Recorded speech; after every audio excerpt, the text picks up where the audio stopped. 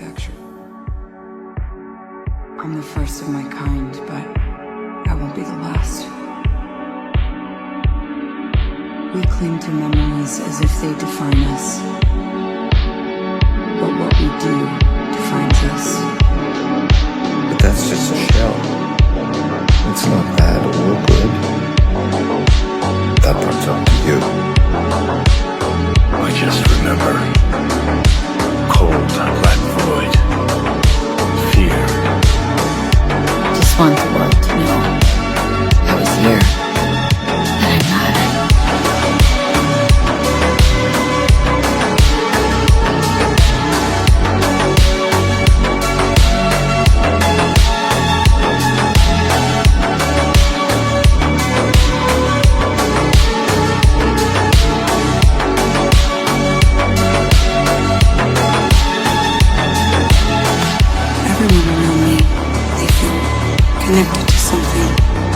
Connected to something I'm not.